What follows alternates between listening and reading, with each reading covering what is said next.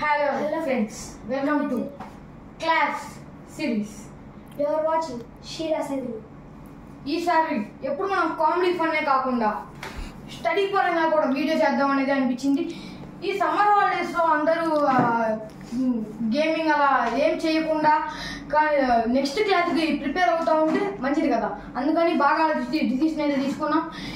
ఈ రోజు అయితే మేము 7th క్లాస్ తెలుగు అయితే చేయబోతున్నాం. ఫస్ట్ ఎవరైనా ఫస్ట్ లెసన్ చేస్తారు, మనం ఫస్ట్ పద్యాలతో స్టార్ట్ చేద్దాం. అంటే 5th లెసన్ పద్య పరిమాణం. ఫస్ట్ ఏమైనా చదువుతున్నాయి చదువుతాం వినండి. ఫస్ట్ అక్షరం, నెక్స్ట్ మాయా కంబలి, చిన్ని శిశువు, మర్రి చెట్టు, పద్య పరిమాణం, ఏంటిది మన విశిష్ట ఉత్సవాలు, అది ఉపవాచకం అన్నమాట. దాని తర్వాత కప్పతల్లి పెళ్ళి, యథా. నెక్స్ట్ నుండి నెక్స్ట్ సెమిస్టర్ అనమాట. ఎక్కడ నుండి 6th తర్వాత 6th తర్వాత నుండి నెక్స్ట్ సెమిస్టర్ 2 అనమాట. ఇదిగోండి నెక్స్ట్ సెమిస్టర్ కప్పతల్లి పెళ్ళి, యథా, హితోక్తులు, ప్రియమిత్రునికి, బాలచంద్రుని ప్రతిజ్ఞ, స్ఫూర్తి ప్రగతాలు, ఇది కూడా ఉపవాచకమే అనమాట. ఓకే, ఈరోజు మనం అయితే 5th లెసన్ అయితే చెప్పుకోబోతున్నాం. మనకైతే ఫస్ట్ లెసన్ అక్షరం అయితే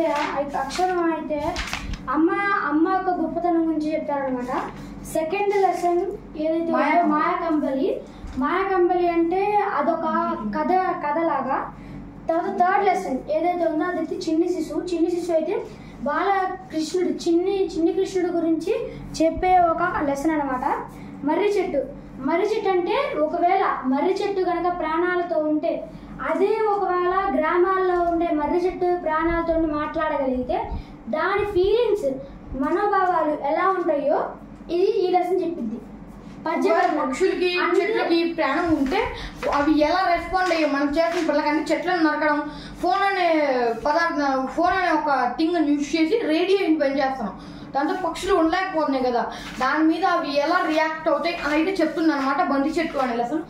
తర్వాత పద్య పరిమాణం మనం చెప్పుకోబోతున్నాం. 6th లెసన్ అయితే ఏదైతే ఉందో అదైతే ఉపవాచకం అనమాట. అంటే ఇప్పుడు మీకు ఇందులో ప్రస్తుతానికి నేను చెప్పిన లెసన్స్ అయితే మీకు 5 లెసన్స్ ఉన్నాయి. ఈ 6th లెసన్లో 5 ఉపవాచకాలు ఉంటాయి. మొదటి ఉపవాచకం సిరిమానోత్సవం, ఇది ఫస్ట్ లెసన్ అయితే ఉంటుంది. అక్షరం. రెండో ఉపవాచకం గుణదల మేరీ మాత, సెకండ్ లెసన్ ఉంటుంది. థర్డ్ లెసన్ థర్డ్ లెసన్కి చిన్ని కృష్ణుడికి కోటప్ప కొండ పెరవల తిరణాలు అయితే ఉంటుంది. 4th లెసన్ మర్రి చెట్టుకు అయితే 4 రొట్టెల పండుగ. నెక్స్ట్ 5th లెసన్ అహోబిల్లం పార్వేట్ ఉత్సవం. 6th లెసన్ మనకైతే ఎడిషనల్గా ఇచ్చారు మనం తెలుసుకోవడానికి, లేపాక్షి ఉత్సవాలు అంటారు. అంటే మీకు తెలిసి ఉండదు, అనంతపూర్లో జరుగుతుంది. నెక్స్ట్ సెమిస్టర్ 2కి వెళ్ళామంటే 7th లెసన్ కప్పతల్లి పెళ్ళి. అంటే పూర్వం వర్షాలు పడకపోతే కప్పలకు పెళ్లి చేయాలంటారు. ఆ కాన్సెప్ట్ ఒక పోయిం రూపంలో అయితే తీసుకొచ్చారనమాట. నెక్స్ట్ యథా అంటే మనకి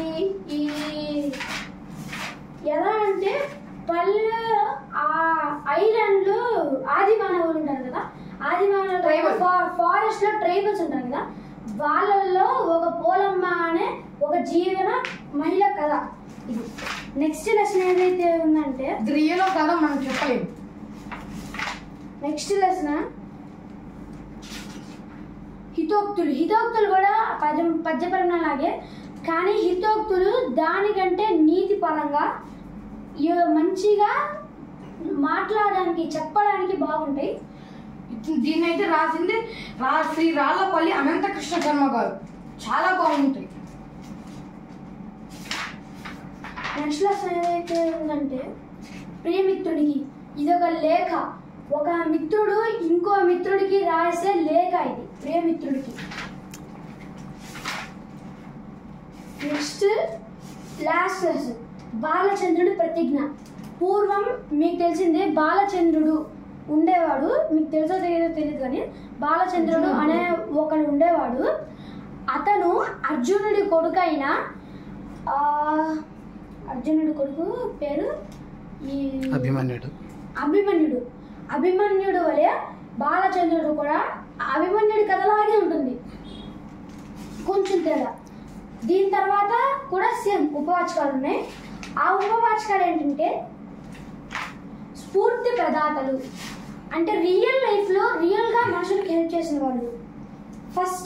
ఫస్ట్ వాళ్ళు ఎవరైతే ఉన్నారో అనాథుల పాలిట అపర అన్నపూర్ణ డొక్కా సీతమ్మ, ఆంధ్ర తిలక్ పేరు పొందిన గాడిచర్ల, కలియుగ భీముడు కోడి రామమూర్తి నాయుడు, బ్రహ్ముఖ ప్రజ్ఞాశాలి కవి శేఖర్, డాక్టర్ ఉమర్ అలీషా. నెక్స్ట్ మనందరికి తెలిసిన బాలు గారు. Next Bharat scouts and guides. ఇప్పుడు మనమైతే 5th లెసన్ పద్య పరిమాణం అయితే చెప్పుకోబోతున్నాం అనమాట. పద్య పరిమాణం సంబంధించిన ఉపవాచకం కూడా ఈ వీడియోలో అయితే మనం చూద్దాం. మీ దగ్గర టెక్స్ట్ బుక్ కానీ ఏమైనా ఉంటే ఒకసారి తీసుకొని చూస్తూ ఉండండి. చూస్తే బాగా వస్తుంది. చూసుకోండి, ఒక్క స్క్రీన్ షాట్ అయితే తీసుకోండి. ఫస్ట్ లేకపోతే రాసుకోండి ఒకసారి. వీడియో స్టార్ట్ ఒకసారి రాసుకోండి. సెకండ్ పేజ్ కనపడట్లా, బ్లర్ వస్తుంది.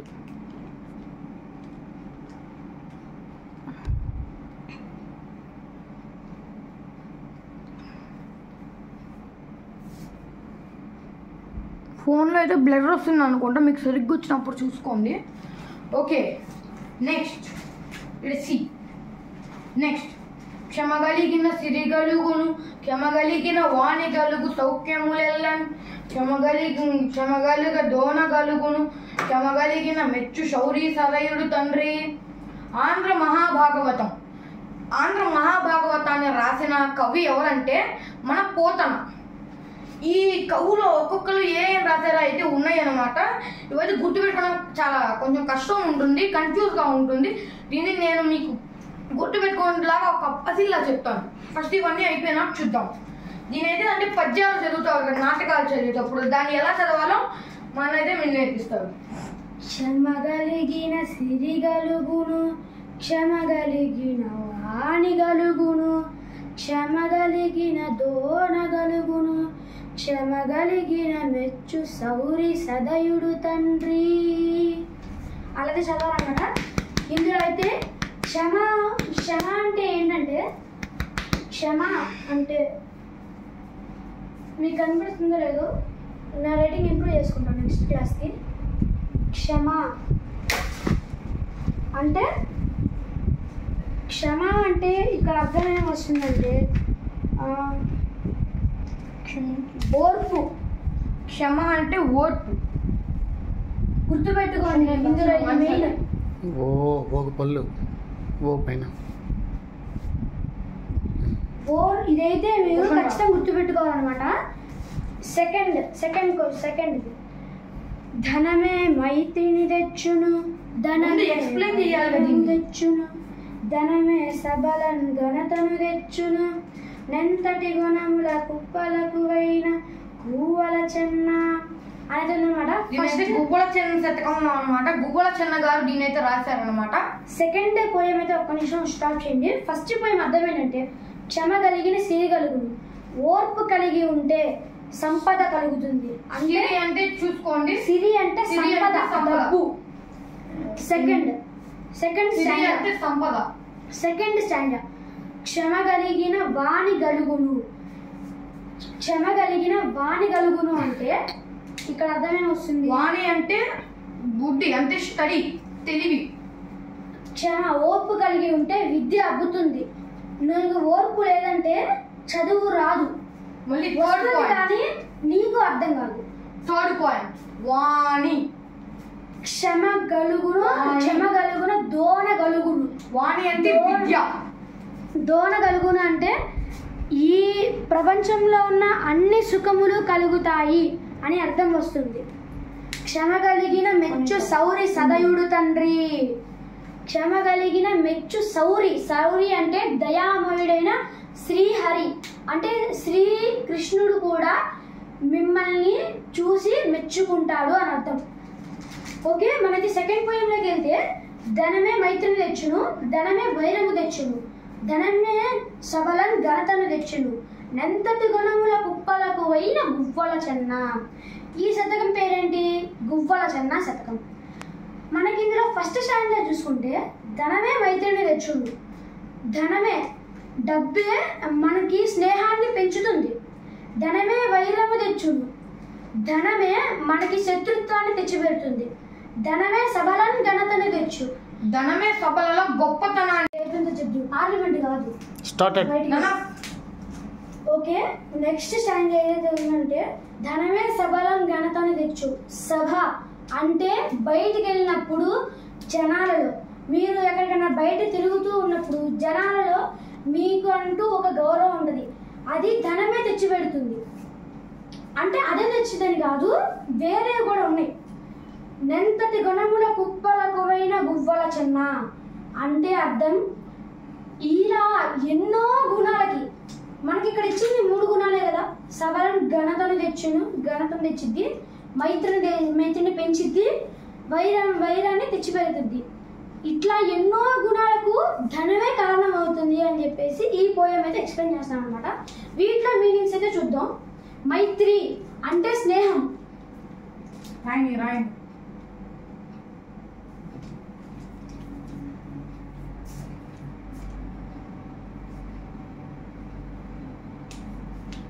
స్నేహం అని అర్థం వస్తుంది అనమాట మైత్రి అంటే.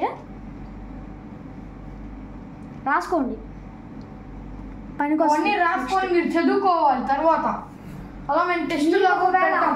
నెక్స్ట్ 7th క్లాస్లో మీరే మీ క్లాస్లో టాపర్గా ఉండాలంటే మాదనే కాదు, ఏదో ఒకటి, ఇంగ్లీష్ మీడియం అయితే ఇంగ్లీష్ మీడియం, తెలుగు మీడియం అయితే తెలుగు మీడియం, మీరు ఎట్లా చెప్పండి అట్లా చెప్తాం.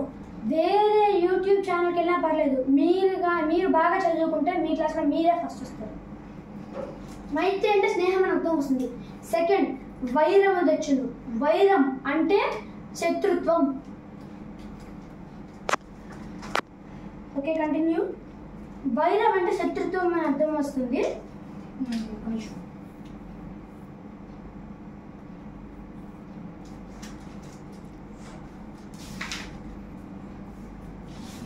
మీకు ఒకవేళ రైటింగ్ అర్థం కాకపోయినా ఏ ప్రాబ్లం ఉన్నా కూడా కామెంట్ సెక్షన్లో కామెంట్ చేయండి.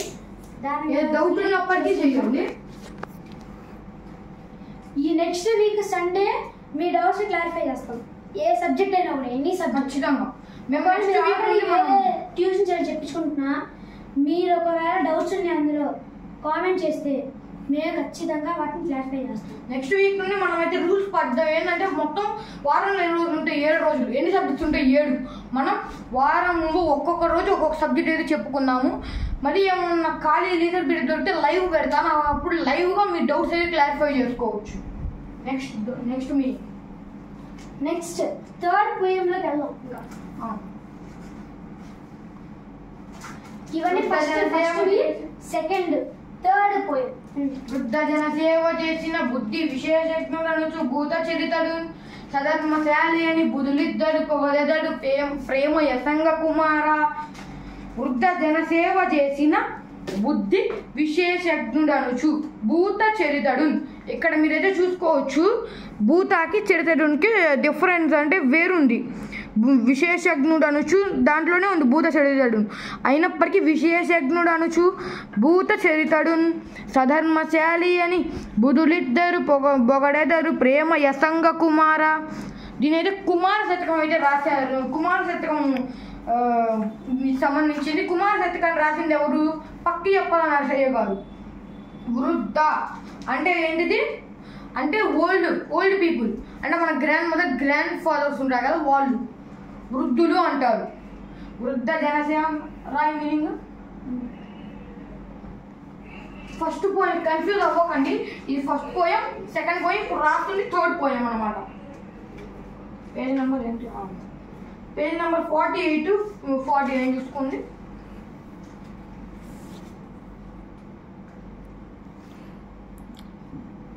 వృద్ధ జన సేవ. వృద్ధ జన అంటే వృద్ధులకు సేవ చేస్తే బుద్ధి విశేషజ్ఞుడనుచు అంటే బుద్ధి వికసిస్తుంది. భూత చరితడు అంటే మంచివాడు.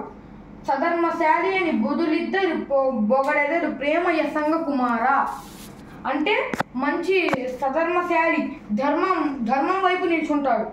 బుధులిద్దరు, ఇక్కడ బుధులిద్దరు అన్నారు. ఆ ఇద్దరు బుధులు ఎవరో అని మీకు డౌట్ రావచ్చు. బుధులిద్దరు అంటే లీ ప్లస్ దరు అని వస్తుంది. అంటే ఇద్దరు బుధులు అని కాదు, లీ ప్లస్ దరు అని వస్తుంది. బుధులిద్దరు పొగడెదరు ప్రేమ యసంగ కుమార అంటే అందరూ లోకంలో పండితులు కూడా అలాంటి వారిని మెచ్చుకుంటారు అని. దీని అయితే కుమార శతకం పక్కి అప్పల నరసయ్య గారు అయితే రాశారు. ఓకే, ఇప్పుడు దీంట్లో మీనింగ్స్ చూద్దాం. వృద్ధ ముసలివారు, వృద్ధ. సెకండ్ మీనింగ్ ఇది సంధి ప్రకారంగా రాయ్. బుధులిద్దరు అంటే బుధు లీ ప్లస్ దరు అని రాయ్.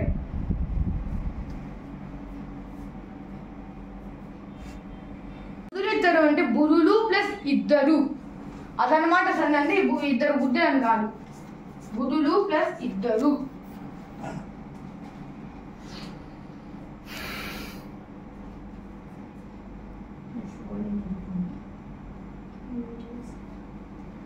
నెక్స్ట్ పరుల దిక్త నోరు పాప పంకిలమౌను పెద్దలను తింప శుద్ధి అగును నోటి మంచితనము పాటించు సుజ్ఞాని కాళికాంబ హంస కాళికాంబ.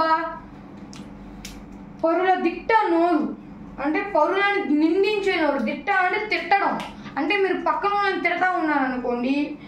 పాప పంకిలమౌను ఆ నోటికి పాపం అనే ఒక బురద అంటుకొని ఉంటుంది అన్నమాట. పెద్దలను తింప శుద్ధి అగును అంటే పెద్దలను గౌరవిస్తూ మాట్లాడితే ఆ నోరు అనేది శుద్ధి అవుతుంది. అంటే పాపం అనే బురద అంటుకుంటుంది కదా, శుద్ధి అవుతుంది అది. నోటి మంచితనము పాటించు సుజ్ఞాని కాళికాంబ హంస కాళికాంబ. నోటి మంచితనము, మనం నోరు ఉంది కదా అని ఎక్కువగా మాట్లాడుతూ ఉంటారు, అంటే బ్యాడ్ వర్డ్స్ కనాలా అలా అని నోరు ఉంది కదా అని చండాలంగా మాట్లాడకూడదు, బ్యాడ్ వర్డ్స్ మాట్లాడకూడదు. నోటికి మంచితనం ఉంది, దాన్ని పాటించాలి, మంచిగా మాట్లాడాలి, ఇతరులను గౌరవిస్తూ మాట్లాడాలి. నోటి మంచితనము పాటించు సుజ్ఞాని కాళికాంబ హంస కాళికాంబ. దీని అయితే కాళికాంబ సప్తశతి అనమాట. ఈ శతకం కాళికాంబ శతకాన్ని రాసింది పోతులూరి వీరబ్రహ్మం గారు అనమాట. ఇవన్నీ గుర్తుపెట్టుకోవడానికి ఒక ట్రిక్ అయితే ఉంది, దాన్ని అయితే ఈ లెసన్ అయిపోగానే మేము చెప్తాం అనమాట. చాలా ఈజీ ట్రిక్ అది. దీంట్లో మీనింగ్స్ అయితే ఏమొస్తాయి అంటే పరులు అంటే ఇతరులు. మీకు మేము ఏమైనా మిస్ చేసినప్పటికీ మీరు వాటిని కామెంట్ చేయండి, వాటి ఆన్సర్ చెప్తాం. మీకు ఆన్సర్ తెలిస్తే చెప్పేయండి. ఇప్పుడే మేమైతే ఇక్కడ మిస్టేక్ గమనించాం. పద్య పరిమళం అలా ఉండాలి, మామూలుగానే రాశారనమాట. ఓకే, నెక్స్ట్ ఇతరులు. నెక్స్ట్ పంకిలం బురద.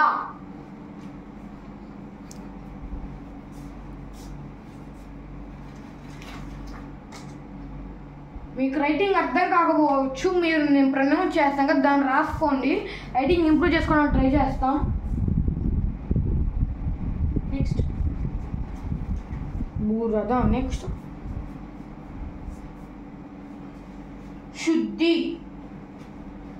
శుద్ధి అదే డైరెక్ట్ పడే కదా. శుద్ధి అవును. సుజ్ఞాని మంచి జ్ఞానం కలిగిన వాడు. పోతులూరి వీరబ్రహ్మం గారు దీన్ని రాసుకోండి. ఏం బోర్డు మీద అయితే రాయట్లేదు, ఎందుకంటే చిన్న బోర్డు సరిపోదు కదా.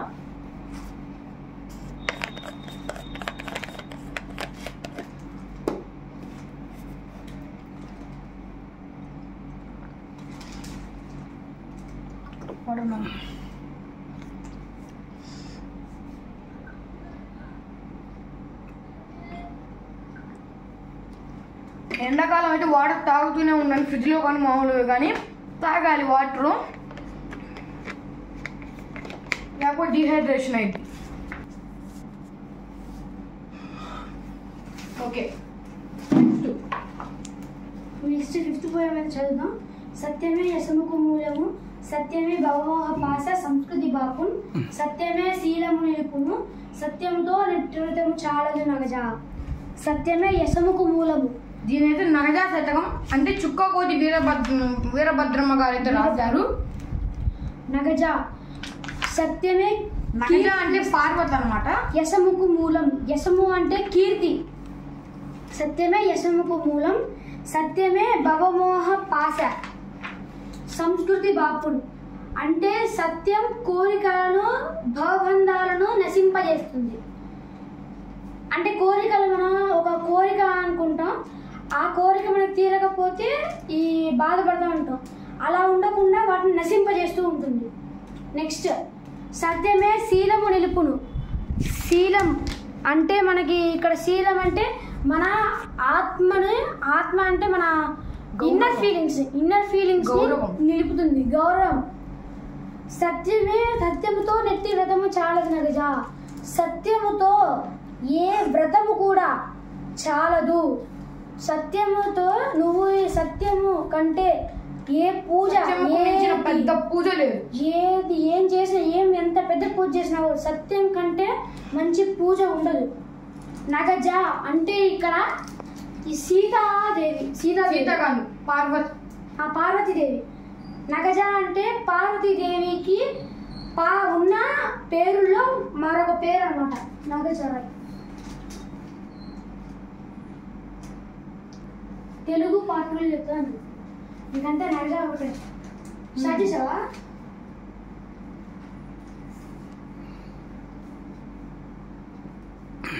పార్వతీదేవి నగజ అంటే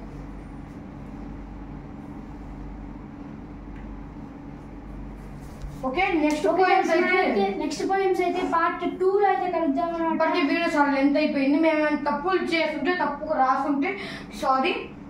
ఓకే, దిస్ ఇస్ శీలా సేతులు. Bye bye. జై హింద్.